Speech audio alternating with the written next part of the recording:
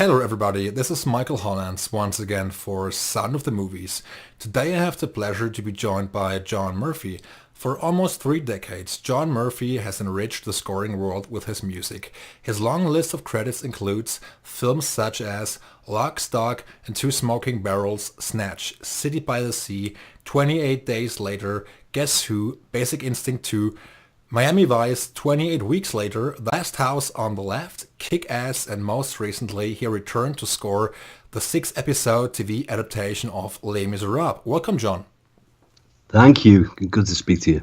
Great to have you. Thank you for joining me. John, as far as I know, you are a completely self-taught musician. Yeah. How much time and dedication does it actually take to be able to perform multiple instruments and to teach yourself how to write and perform music? Well, it wasn't really a conscious thing. I mean, I was just a kid in Liverpool, and I got into music because my dad was he was a singer guitarist in a club band. You know, he'd do the social clubs and pubs sometimes. So there was always guitars lying around the house. And then I think I was about 9 or 10. I just decided to pick one up one day, and it felt good. And I was getting into music a little bit. I was getting to listen to the Beatles and stuff. You know, the Liverpool thing, and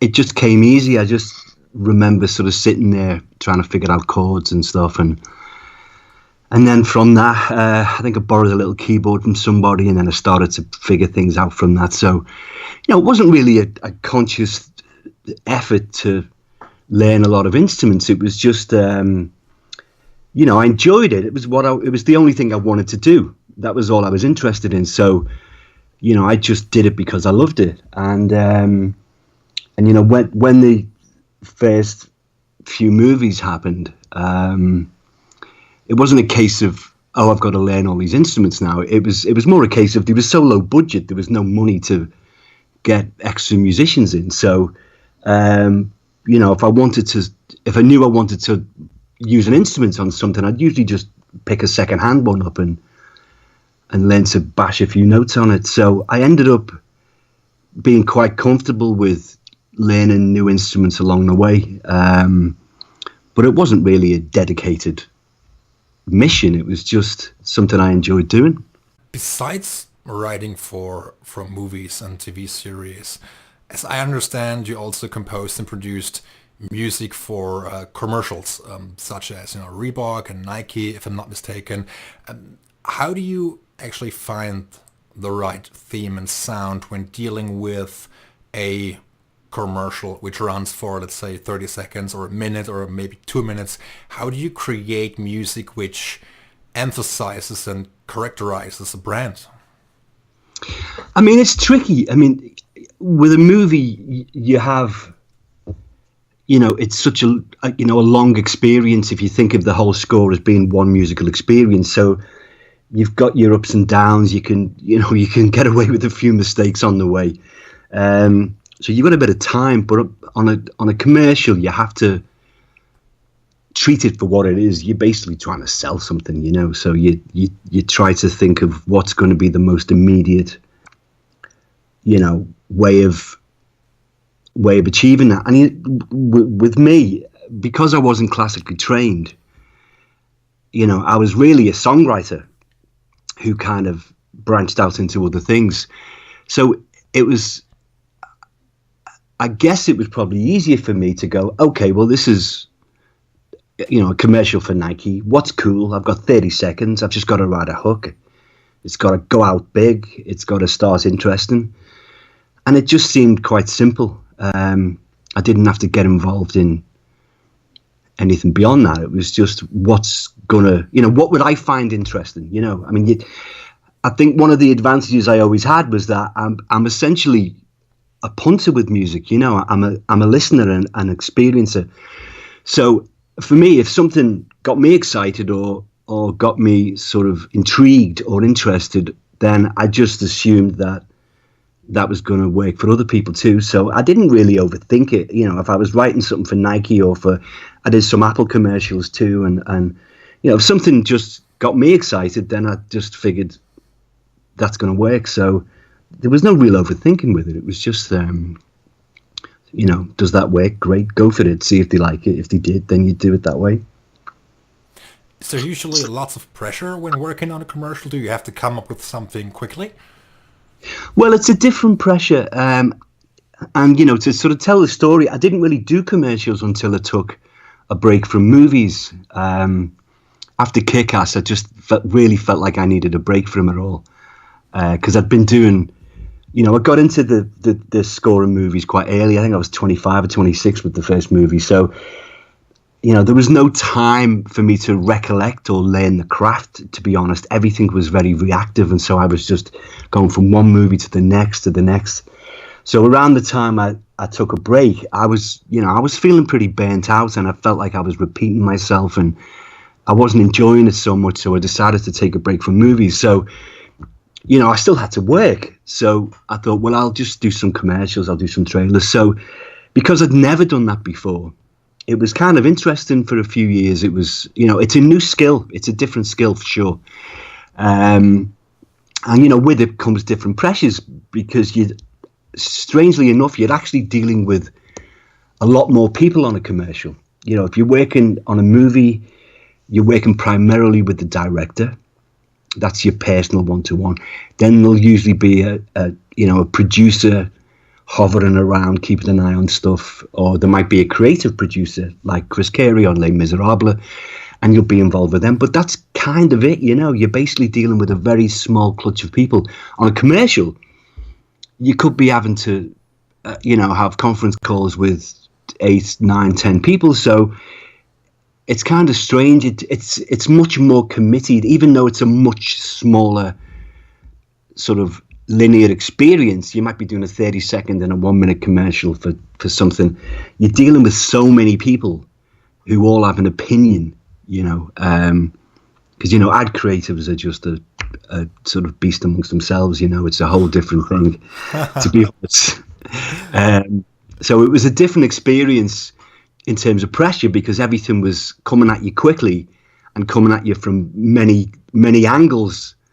So you have to think quicker and you have to work quicker, but at least it's over quicker.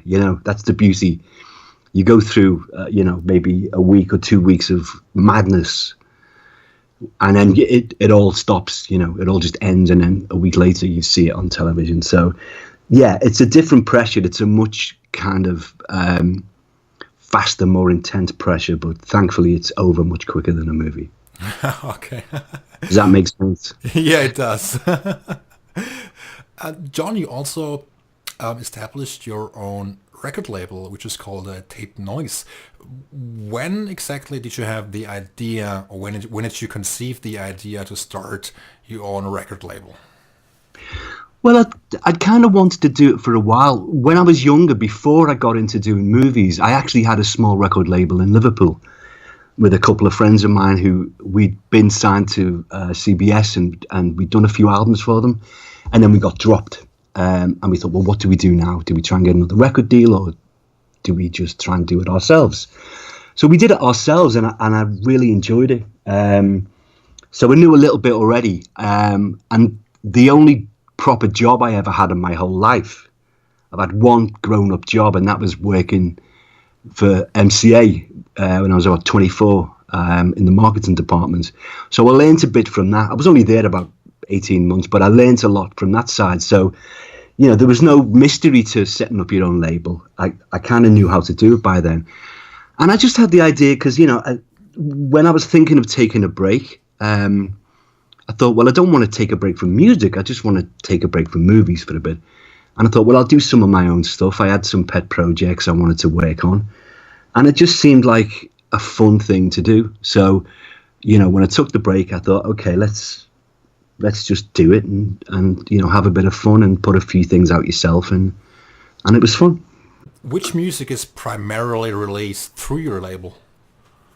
Well, it's only my own stuff. At the beginning I thought, wouldn't it be cool to kind of get a few guys in and, find a few bands or experiment with a few.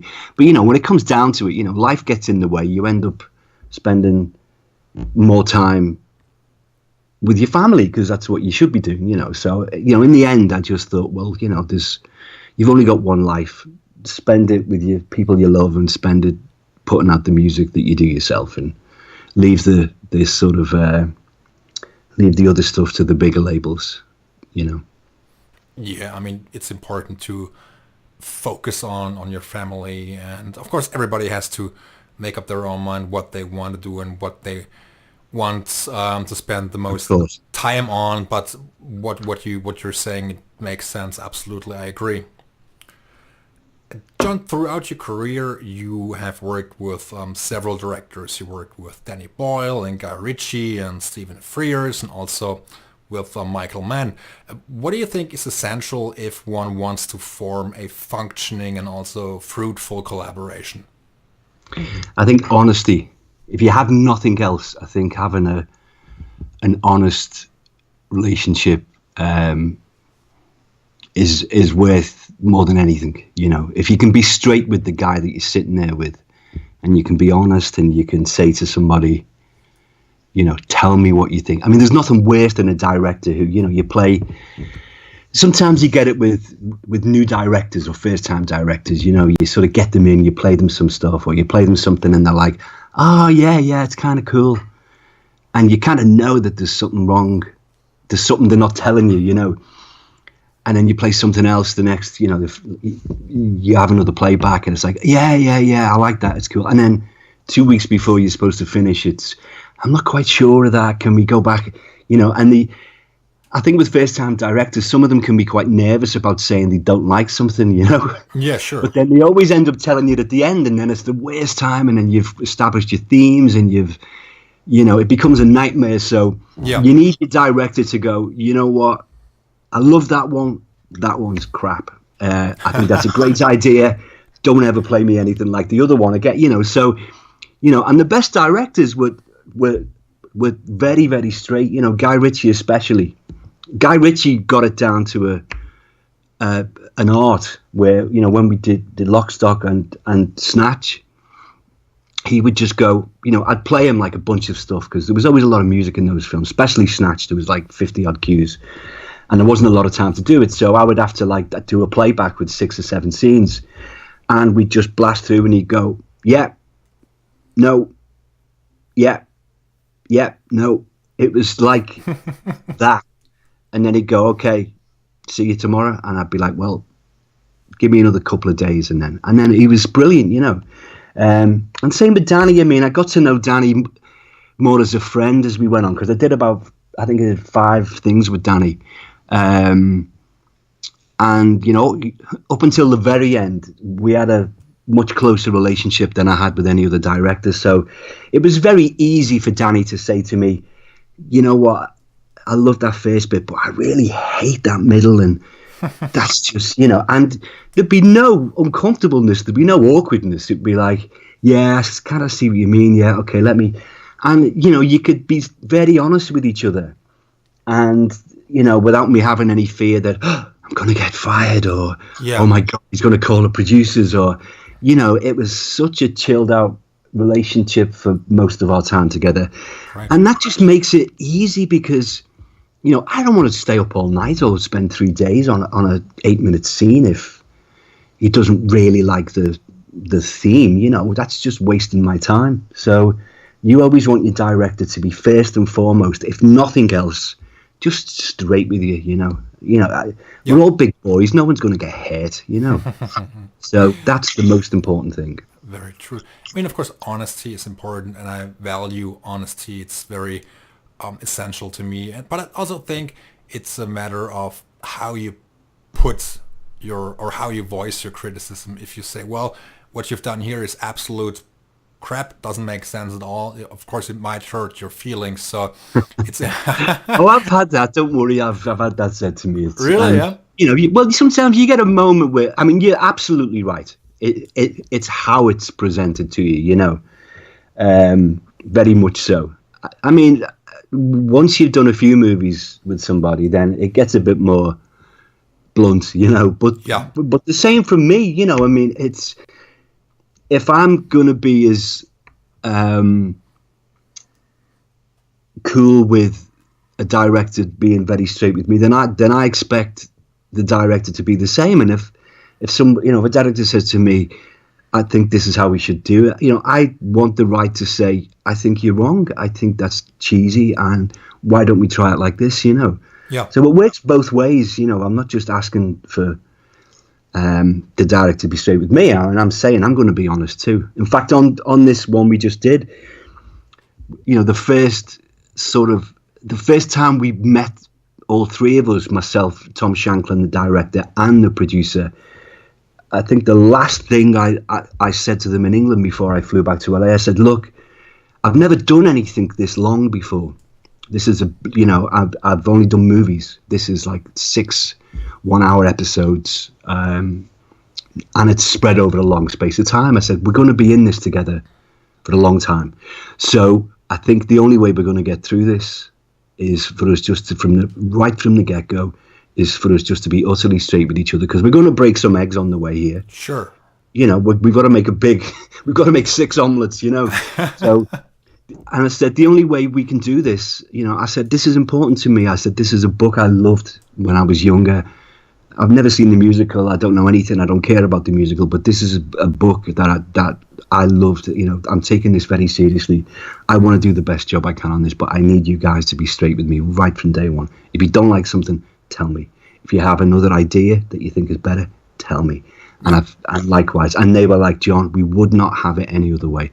And that's how, I think that more than anything is what made the process as enjoyable as it was. It should have been, it should have been a nightmare. I took a hiatus for a few years from doing stuff like this, so it should have been clunky and stressful, and it's the longest job I've ever had to do. That should have added to it, but it was a pleasure. I worked very hard, and we certainly broke a few eggs, but because we were straight with each other from the get-go, it just made everything so much easier. Yeah. Everything was so much easier. It's like the first thing I would say to any young director is just be straight with your guy. Your music guy wants to do a great job. Just be straight with it. Sounds very true. It's definitely better for creativity. At least that's what I think, and I absolutely agree with what you said. And before we continue our discussion on Les Miserables, I would love to add some additional questions. And if I may ask, is there a particular reason why you and Guy Ritchie stopped working together for a certain period of time? Well, there is, and it's quite sad, really. It was not something I wanted or he wanted. It was just when, I did Lock, Stock with him, I did Snatch with him. We had a very cool relationship. I love working with Guy. He's very physical, and he's very to the point. There's no pretensions or there's no bullshit with him. He's just like, very direct, And so it was great for me to work with somebody like that. The only thing that changed was I'd just agreed to do 28 Days Later with Danny, and I was getting set up for that, and I'd already moved to Los Angeles by then. And literally within, I think it was 4 or 5 days of me, promising Danny that I would do 28 Days Later, Guy rings me out the blue and says, okay, so are you ready for the next one? And I was like, yeah, fantastic. What is it? When is it? When? And it was swept away with, he was married to Madonna at the time, and that was the next movie.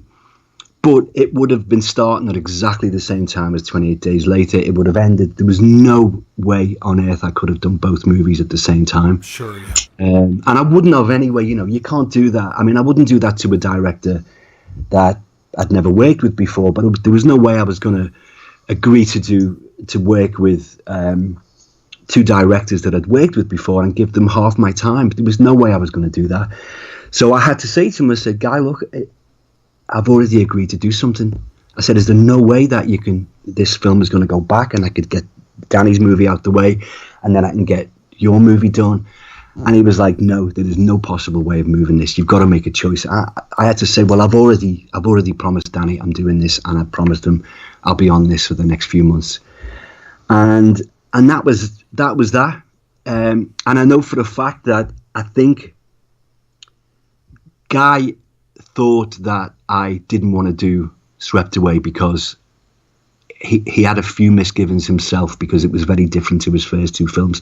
I think Guy feels that I didn't want to do it, and it's actually not true. I mean, I would have done it regardless of what it was. When you have your main directors, you work with them, you take the rough with the smooth, you know? Yeah, sure. And I would have done it. I wouldn't have hesitated to do it, but I think he always felt that that I just didn't want to do Swept Away because it wasn't, cool. So, okay. But it wasn't the case. And then we just didn't speak, and that was a real shame. Okay. Yeah, I get your point. But I think, I feel like when you have a good relationship with a director, I mean, you're basically in for better and worse, So that's sure. Yeah, that's really a pity. Yeah. But it happens, and it was, it's the way Guy is as well. He doesn't brood on stuff. He would have just gone, okay, haven't got him, he's gone, who's next? He's very pragmatic, and I don't hold any of that against him. It's just the way he is, the way he works, and I respect that out of him. Okay. And he couldn't wait, it was really just a matter of timing. So, and that happens, But, what a nice position to be in where you've got to decide between Danny Boyle and Guy Ritchie, Absolutely. So it's just the way it was. John, thank you very much for sharing this insight with me.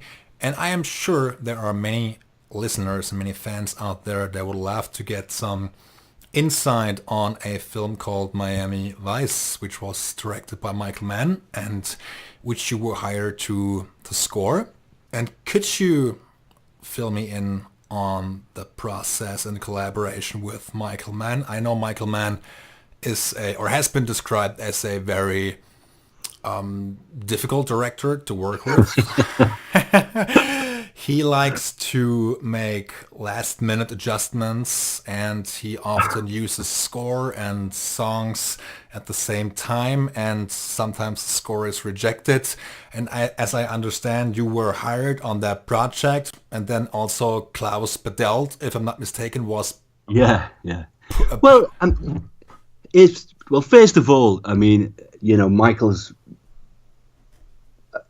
probably one of the smartest guys I've ever met, and his work is up there with the best of the best. He's just an absolutely wonderful filmmaker. I mean, it was funny because as soon as I agreed to do this, and I'd had several conversations with Michael on the phone, he was asking me a lot about 28 Days Later, and he was asking me how I worked. He did his due diligence. He there was a lot of phone calls, and I had to meet him a couple of times. But as soon as I sort of told people I was thinking of doing this, or I was, I might get the job to work with, a lot of people were like, oh my God, no, he kind of eats composers, it'll all be over. And if I can be really honest, he was actually great to work with. There was a few moments where you wanted to scream, and you felt like, he was making everything more difficult than it needed to be. But he was always really good with me, and he was very creative. I mean, I don't want to say nurturing because that sounds a bit sort of infantile, but he was very encouraging, and he took it very seriously. And the process for me was really intense. I mean, seriously intense, because, we would go through so many versions of things. Every time I thought I got ahead on Miami Vice, 6 or 7 cues that we'd sort of spent a lot of time getting perfect, he'd come in the next day and say, this has all got to change, or I've cut this out the movie, or I've got a whole new scene. So nothing ever felt like it was set in stone.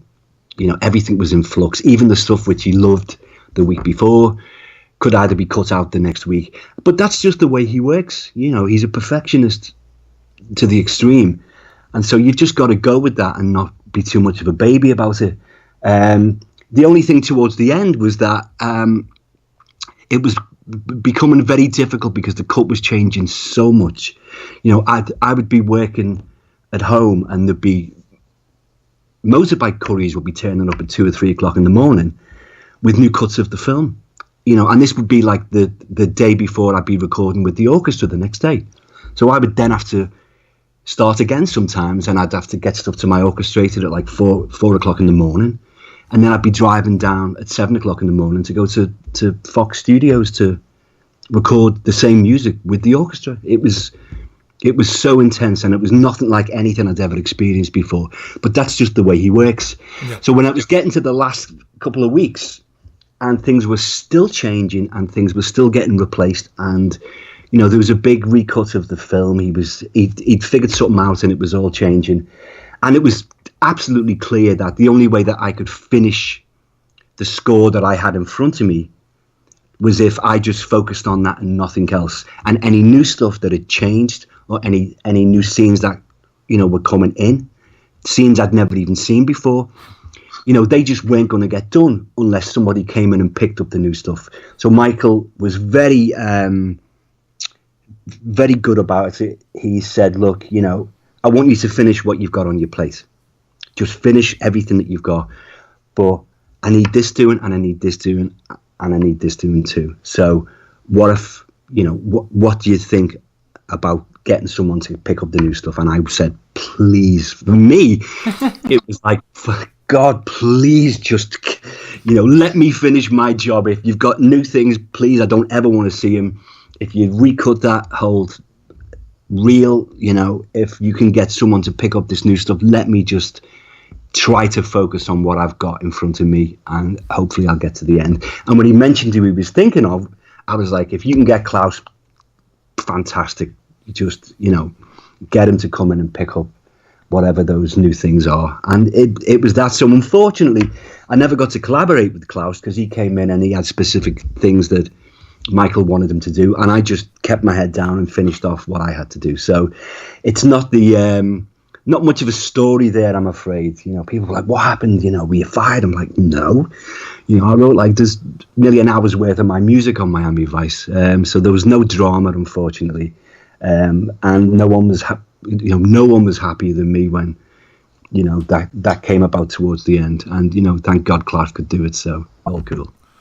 And now let's dive right into Les Miserables.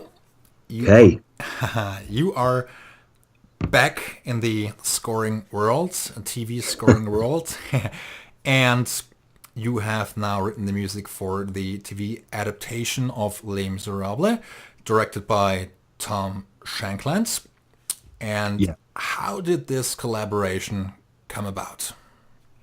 Well, first of all, it's a adaptation of the book, so it's not an adaptation of the musical. I know a lot of people sort of were expecting songs and all that kind of stuff. So it's the way it was told to me. But it was funny actually, because when I decided I was going to come back to work and start doing proper stuff again, I sat with my agent and I said, look, I'm back. We just moved house last year. We built a new studio, so once the studio was finished, I was ready to work again. So I said, look, I'm back, I want to do movies again, but I didn't want to pick up where I left off, with that kind of wall of sound, dirty epic Murphy sort of thing. I wanted to do something a bit more grown up, or a bit more serious, or So I said to Voss, if you can find me something like that, something that's got a bit more weight or a bit more gravity, something, that doesn't have apocalypses and zombies and whatever. And literally, I think it was a week later, he rang me and he said, I've just had a phone call about you for Les Miserables. And I was like, are you sure? You sure they were talking about me, Because I was thinking the musical, and I'm thinking, oh my God, I would be the last guy you should hire for a musical, I'd be terrible. And he went, no, it's not the musical, it's the original book. And I was like, oh, okay, that's different. Because, as I said, I'd read the book in my early 20s. And, the book's wonderful. It's got everything. It's the big, epic European, it's got all the universal themes. And it's just got everything, betrayal and death and, good versus evil. It's got the lot. So when he said it was the book, I went, oh, that would be good. So I Skyped with the producer and director a few days later, and it was very obvious from sort of Skyping with both of these guys that they were passionate, they were the real deal. They wanted to make something that was worthwhile. They wanted to go right back to the original Victor Hugo story and make something that was very warts and all, very dark, very dirty. They didn't want to sanitize this. So, within 2 minutes of speaking with Tom, I made my mind up and I thought, this is the one I really want to do. So, and then a week later, I was in London because Chris, the producer, said, do you want to come to the read-through? Because he hadn't even shot this yet. And I'd never been to a read-through before. So I went, okay, yeah, I'll come over and I can go and visit my family when I'm over there. So I flew to London the next week and was lucky enough to sit in on the read-through with all of the actors around a huge big table, and it was their very first read-through.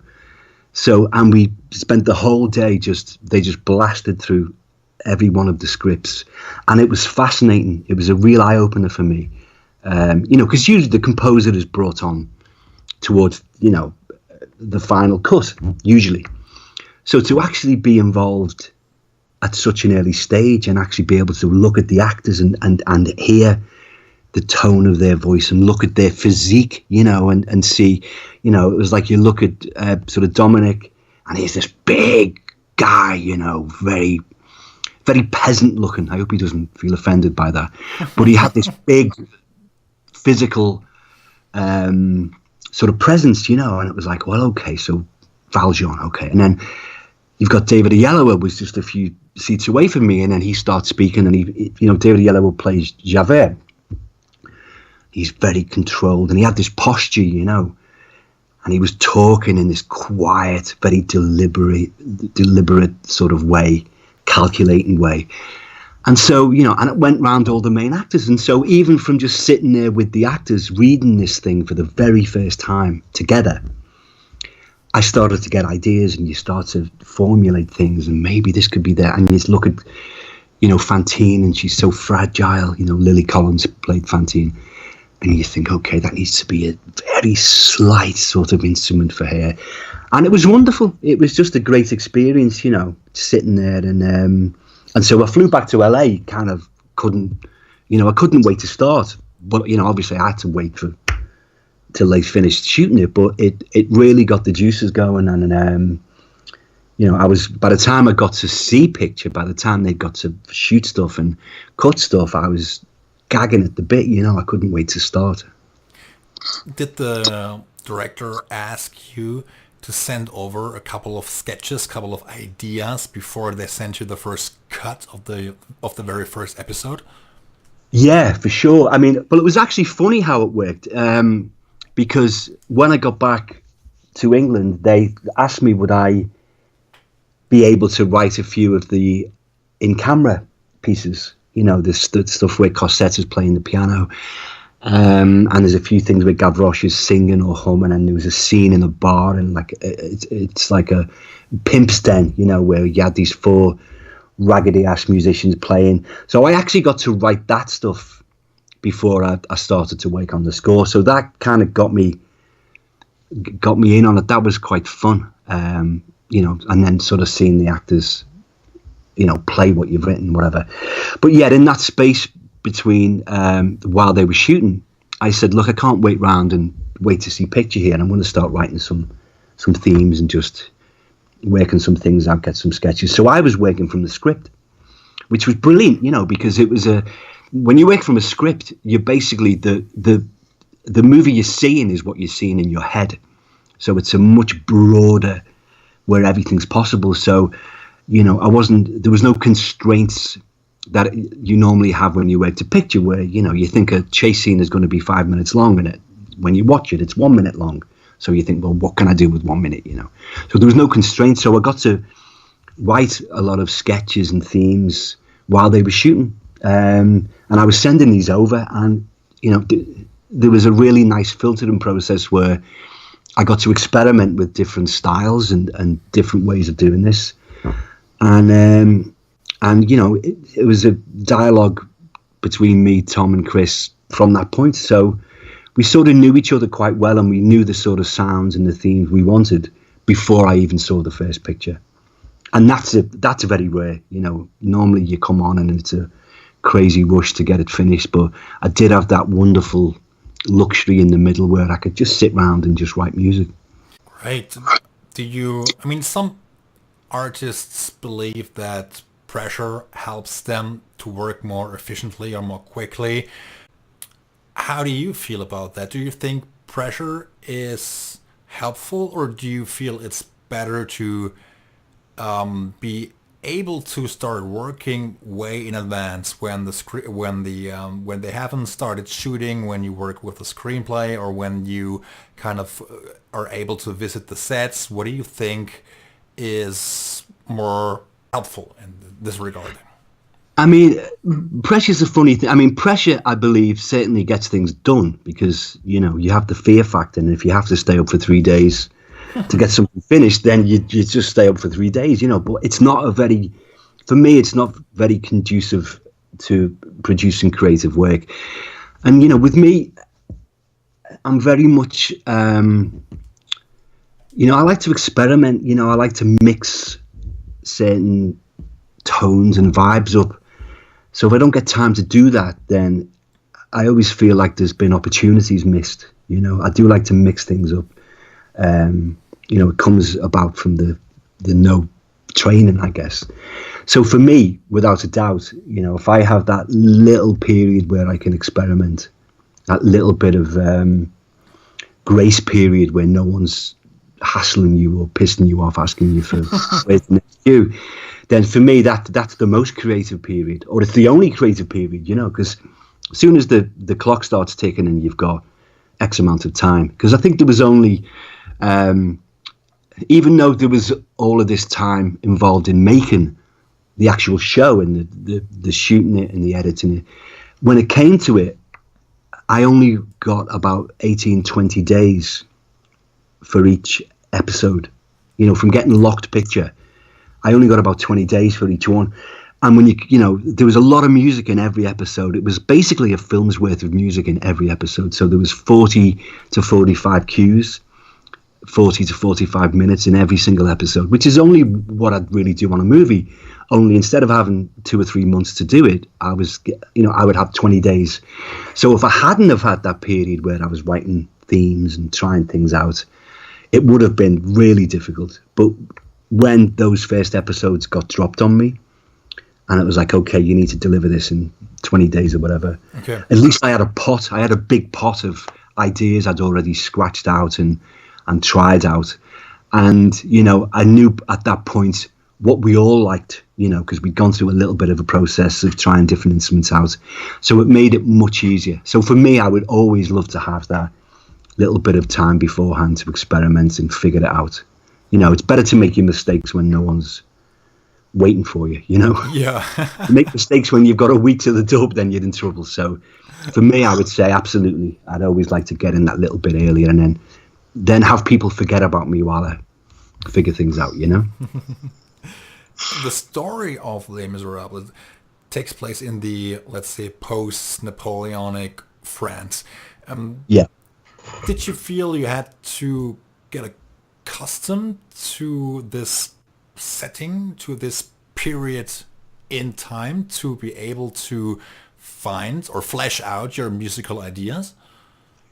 Well, I kind of knew roughly that time period anyway, because, you know, when you go to school in England, I'm sure it's the same in Germany, you get this history drummed into you, you know, so, yeah. You know, I had a rough idea of the whole Napoleonic Wars and what happened after Waterloo, so I had a vague idea.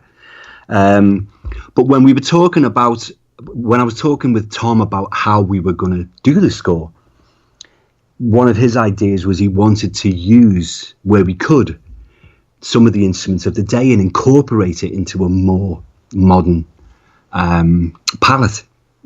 So I did have to do a little bit of research and find out which instruments were around, especially when I had to do that bar scene, you know, the sort of Pimp's Den. You know, Tom said it'd be great, you know, we've got to use instruments that are definitely going to be around in that day. So, but, you know, you've got to remember when, you know, after Waterloo, there was a lot of, the whole of Europe had been shook up with Napoleon, obviously. So you had, you know, immigrants basically from the whole of Europe moving around. So, in France after Waterloo, there was a lot of Hungarians, there was a lot of displaced Italians, there was, it was a real mishmash. So I thought, well, wouldn't it be interesting if we sort of take a little, rather than just using French instruments, we'll find some instruments from other bits of Europe, So I got to use a cymbalom, which is that beautiful Hungarian kind of hammered dulcimer thing. I used there was something called a tenor viol, which is like a very old viola, which was really interesting. And a hurdy-gurdy, which is my new favourite awesome instrument. It's like the sort of heavy metal of the medieval age, It's this grinding, incessant machine of an instrument, which I just fell in love with. I even bought one, So I got to use a hurdy-gurdy for the first time. So there was a bit of research, and a nickel harper, which is this crazy, bizarre, it's almost like a hurdy-gurdy, but you bow it like a violin. So it's this big, weird machine of an instrument, which was around in that time. So it was a lot of fun researching and seeing what kind of things were around and then trying to integrate them. But it got fun when you've got something like a hurdy-gurdy grinding away with an electric guitar kind of strumming on top of it, or a Moog sub-fatty bass synth with a rebec, which is this like really ancient, like early violin playing on top. So we got this real mix of eras, and sometimes it was bizarre and was rubbish, but other times it was just fantastic. So yeah, I got to experiment with the stuff that was around of the day, and I learned quite a bit. But it's one of the fun things about the job. You always pick things up. You always do a bit of research, and you find things out that you never would have thought, and it just, it's fun. One of the trailers said, "Where there is love, there is hope." Yeah. How would you describe the story of Les Miserables? How would you sum it up in one or two sentences? Well, that would be one way. I mean, I think for Victor Hugo, he was an incredible man. He we think of him for his poetry and the obvious books which he wrote, but he was a political activist. He was desperately trying to change legislation in France to sort of help the poor people. He could see, what was happening to these people, and one of the reasons he wrote Les Miserables was to bring attention to what was happening in France after the wars. So there was very clear messages in that. And I think, for me, you've got that famous quote, "Where there's love, there's hope," and all this stuff. But for me, one of the main messages from him was that, there is a dignity and a sort of elevated consciousness, if you like, a spiritual consciousness amongst the lowest of these people that were really treated like animals by the monarchists and the royalists and most of France at the time. For him, the noble people were the miserables. It was the people who were still managing to survive and were still caring for their families and doing everything that it took for them to survive. It's a real underdog story, even though the main characters go through these terrible situations and terrible things happen and very desperate things. It's a very hopeful story to me. It's about, survival and the sort of the wonderful things that are inherent in these poor sort of peasants, basically. That there is good. It's like another quote he had, where Valjean at some point says, "I believe every man is capable of good and evil." Victor Hugo saw these people as the hope, not as these dark, forgotten people. So for me, the story's more about that. John, what do you think is most essential if you wish to write music that is emotional, melodic, and also expressive? How would you describe this process when you work on a project like this, like Les Miserables? I think for me, I sort of tend to work very much from. I think I'm very theme heavy anyway. Because I was a songwriter, because I started as a songwriter. If something doesn't have a hook or it doesn't have a riff, it's hard for me to get interested. It's hard for me to kind of carry on with it. So I think I'm very much theme led anyway. So I tend, I don't sit at a piano and write an underscore piece. I don't sit at a piano and write some kind of action piece. The only things I ever sit down and write, the only stuff for me that comes out is little melodies. It's tunes, it's lyrical stuff. So it was, because this was going to be quite theme heavy, it was very natural and very easy for me to go, okay, what am I thinking of here? I'm going to think of Cosette. Okay, what's Cosette? She's naive, she's idealistic, she's damaged from her childhood, she's, so I just let these thoughts go around my head and then sit at the piano and just see what comes out. So, it's a very natural process for me. The stuff I find tedious, to be honest, is the less thematic stuff. It's the, it's the underscore stuff. It's the connective tissue. That's where I start getting bored. But the theme stuff I love because, I was just a songwriter. For me, if it hasn't got a tune, then let's do something else. Will there be a full album presentation? They're sorting that out now.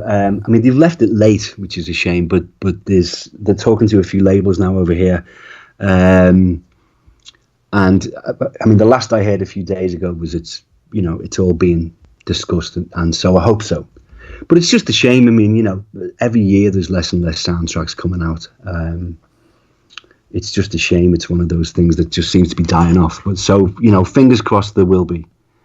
And I should know next week. Physical or digital or both? I'd love a physical one. But, even if nothing else, if there's just, something digital out there that people can get and listen to, then that would be great. If it was my way, I'd have everything released on vinyl. Do it properly, I'm old school. Vinyl is still rather popular amongst many fans. It's what I grew up with, and it's wonderful to see this thing just suddenly come back. I remember, I don't know if you remember, you get vinyl. I don't know how old you are. You might be much younger than me. I'm 34. I'm 34.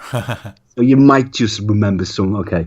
So, but I remember getting albums, and you'd buy it, you'd take it home, and you'd carefully take out the inner sleeve, and then you'd put it down carefully, and you'd look at the back, and you'd read everything. And then you'd take the record itself out, and you'd hold it between your fingertips, and you'd look at all the copyright, and then you'd open it out if it was a gatefold, and you'd read all the.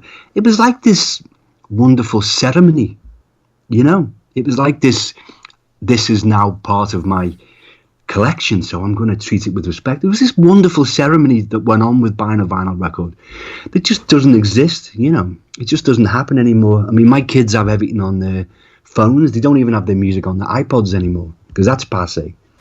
So they just dial something in and they throw the AirPods in and they're away, which is great. But, there's that whole ceremony that you miss more so with vinyl. So, but even now if I do, because I've got a Technics and I've got my own vinyl collection, even now when I buy something on vinyl, there's that little bit of that ceremony involved. It's like, and you see it glistening and you see the static coming off and it's like, better be careful, It's a wonderful thing, and it's as long as there are people that will still buy vinyl, absolutely. I think I still have several soundtracks on vinyl. Yeah. I've got Top Gun, Rocky 3, and those, and Cobra, another Stallone movie. So those come to mind that I have in my vinyl collection. But as a whole, I must admit, I'm not a vinyl person. I prefer CDs actually. As great as vinyl is. It's a bit of pain in the ass as well. You've got to be in the mood. You've got to be like, okay, I'm now going to go through the process of like turning the deck on, and it is. You've got to be in the mood, but But I think. But the evolution or the in terms of technology is pretty stunning, you know. I mean, like I said, I'm 34 years old, so I also remember the days, of course, of portable CD players, and you know, I know many young guys that have never that don't even know what these things look like anymore because No. because they grew up in the Apple iPod generation, and so it's pretty it's so amazing to look at this kind of evolution. And but I know. I'm grateful that, and I've said this many times actually, and I've spoken to many people about this. I'm grateful that people still buy CDs, even though the many kind of record labels prefer just releasing a digital download. So, but Yeah. yeah, what can you do? What can you do? I mean, it's still, it doesn't have the romance of the vinyl, but it's, as the years go on, it's taken on its own sort of charm, the CD, because these stack nicely. They're small enough, I mean, I've still got all my albums on CD. I just can't get rid of them. I mean, I've ended up going with the flow and downloading everything onto a drive just to make it easier. So I've got everything in my iTunes, but I just don't have the heart to sell them or give them away yet. They're in boxes in the garage, but it's got all, I've got like thousands of CDs in there. But it's, what can you do? It's progress. You're never going to halt progress. John, I've got another question. If we still have time, Yeah, go on. did you write some music for the trailers as well? I did, but they didn't use it.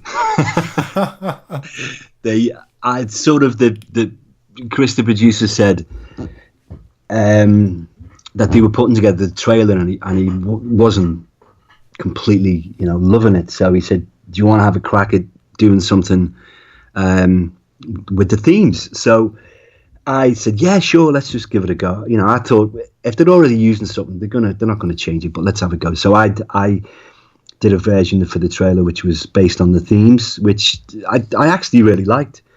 But I knew they were never going to go for it because, they wanted something very uplifting and something very big. And so my little thing with the themes, although I liked it, it didn't stand a chance really. So but it was fun to do. I mean, the irony is that, I get used, my stuff gets used so much on trailers. And the one time I want it to be used on the job that I do, they use somebody else. So you can't win. It's either one or the other. I did do my version of the trailer, but it was rejected. Okay, that's a pity. Where did you actually record the music, or the majority of the music? Well, I did everything. We just moved house a year before I did Les Mis, and I just finished the new studio. So I did everything at my own place. So it was a good way to try out the studio.